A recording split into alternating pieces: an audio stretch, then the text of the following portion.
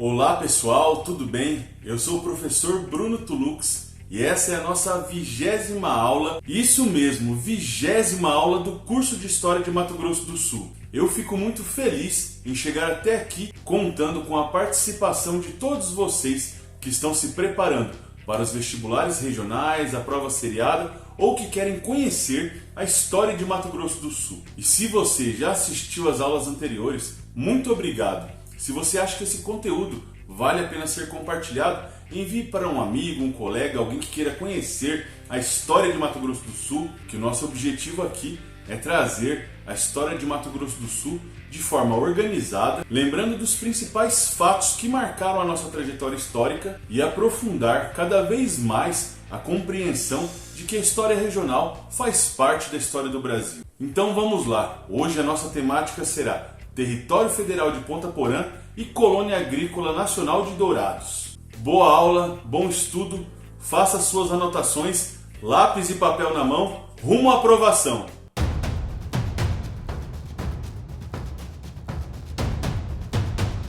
No contexto de ocupação territorial do atual estado de Mato Grosso do Sul, verificamos que a partir da década de 1930, uma série de ações políticas voltadas para as regiões menos povoadas do país e que poderiam ser economicamente ativas através da agricultura e potencialmente importantes para a manutenção da unidade territorial e para áreas de segurança nas regiões de fronteira. Dessa forma, o governo de Getúlio Vargas foi um trampolim ou uma mola propulsora para que essas regiões interioranas e fronteiras adquirissem maior importância no contexto nacional.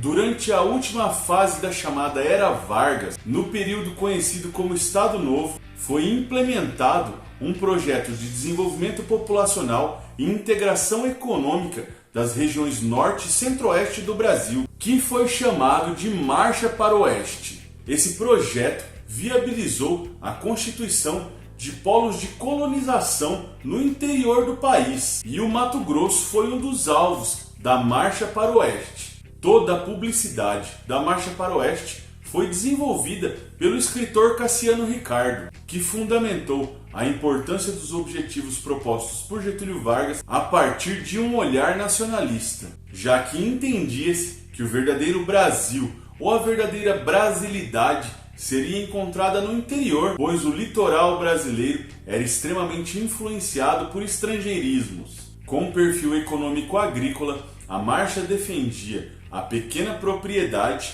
e a reforma agrária. Nessas condições, os colonos, brasileiros trabalhadores pobres, dispostos a assumir uma parcela da produção agrícola nacional e muitas vezes oriundos da região Nordeste, poderiam dispor de pequenos lotes de terra para o desenvolvimento de uma agricultura familiar. E vale a pena frisar que o período em que Vargas esteve na presidência da República do Brasil, muitos fatos históricos importantes ocorreram, como, por exemplo, o desenvolvimento da Segunda Guerra Mundial. Nesse contexto, surgem então os territórios federais. A criação dos territórios federais fazia parte de um olhar do governo de Getúlio Vargas, que entendia que as regiões de fronteira deveriam estar subjugadas diretamente à administração federal. E o Mato Grosso, por ser uma região estratégica e extremamente importante nesse contexto, já que fazia divisa com o Paraguai e com a Bolívia, também foi alvo das ações do governo varguista. O Território Federal de Ponta Porã foi criado em 13 de setembro de 1943, através do Decreto-Lei 5.812, e abrangia os territórios dos municípios de Ponta Porã, Bela Vista, Porto Murtinho, Dourados, Miranda, Nioaque, Maracaju e Bonito, sendo Ponta Porã a primeira sede da administração desse território federal. Essa região era de grande importância estratégica e localizava-se entre dois importantes rios que passam pelo Brasil, o Rio Paraguai e o Rio Paraná. E dada a importância estratégica do território, foi repensada a condição de Ponta Porã como sede da administração do território federal, uma vez que a ferrovia ainda não havia chegado até essa cidade fronteira, sendo que esse fato só se concretiza na década de 1950. Por esse motivo,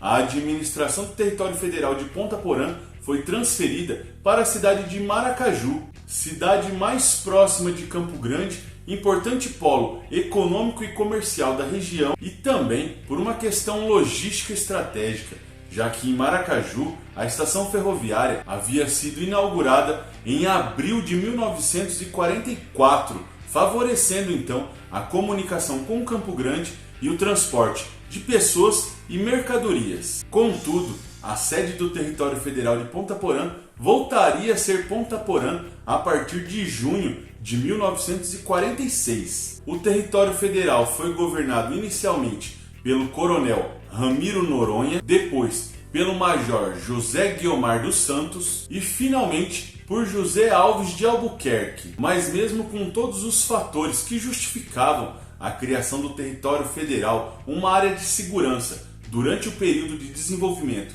da Segunda Guerra Mundial, o território federal foi extinto em setembro de 1946, período em que entra em vigor a nova Constituição Brasileira, já no governo do presidente Eurico Gaspar Dutra, em substituição ao antigo texto constitucional de 1937, ainda do Estado Novo. No que diz respeito às intenções de colonização propostas por Vargas, o que cabe ao estado de Mato Grosso, ou mais especificamente ainda ao sul de Mato Grosso, as ações do governo varguista culminam com a criação da Colônia Agrícola Nacional de Dourados em 28 de outubro de 1943, pelo Decreto-Lei 5.941. Porém, antes de se concretizar a criação de uma colônia agrícola nacional nessa região, Getúlio Vargas já havia designado uma equipe de topógrafos para reconhecer áreas possivelmente cultiváveis nessa região. Essa equipe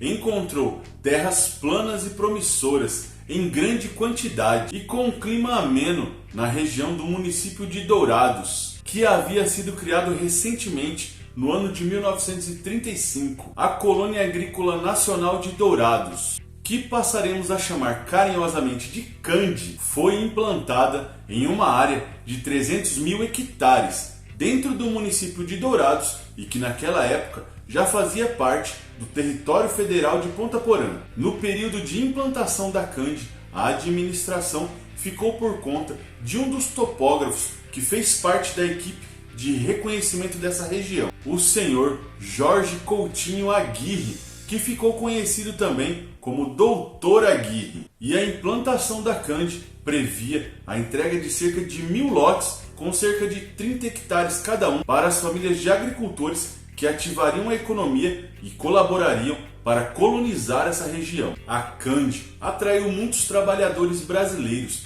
especialmente da região Nordeste, mas também recebeu imigrantes, principalmente japoneses, mas certamente também recebeu algumas famílias paraguaias. A partir da implantação da Cande, surgiram duas cidades planejadas: Vila Brasil, que depois se tornou o município de Fátima do Sul, e Vila Glória, que é o atual município de Glória de Dourados, além de impulsionar a povoação da região e o desenvolvimento e surgimento de novas cidades, como Vicentina, Jataí, Douradina e Deodápolis, todas no sul de Mato Grosso, além de criar uma logística associada à produção agrícola da região, com a construção de pontes, prédios administrativos e estradas, como o trecho da BR-163 que liga Dourados a Rio Brilhante. A Cande foi um marco no desenvolvimento de Dourados e do sul de Mato Grosso, transformando uma região voltada para a agricultura de subsistência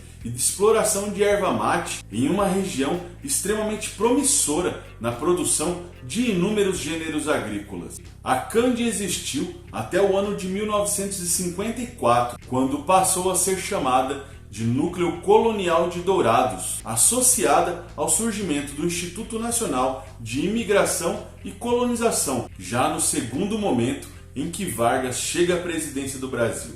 Perceba então que a criação do território federal de Ponta Porã e a Colônia Agrícola Nacional de Dourados são dois fatos históricos que nos permitem compreender a dinâmica de ocupação, povoação e colonização do sul de Mato Grosso, bem como a inserção econômica dessa região no contexto nacional. Esse foi mais um capítulo da história de Mato Grosso do Sul. Eu espero que você tenha gostado. Se você gostou, compartilhe o curso de História com outras pessoas, faça esse conhecimento chegar a mais estudantes e mais pessoas interessadas na história de Mato Grosso do Sul. Estamos na reta final do nosso curso de História. Eu agradeço se você assistiu até aqui e espero que esses momentos sejam de fato agregadores à sua formação. Deixo aqui meus agradecimentos a todos vocês que estão acompanhando o curso de História de Mato Grosso do Sul, desejando sempre um ótimo estudo para todos vocês. E nos vemos na próxima aula do curso de História de Mato Grosso do Sul.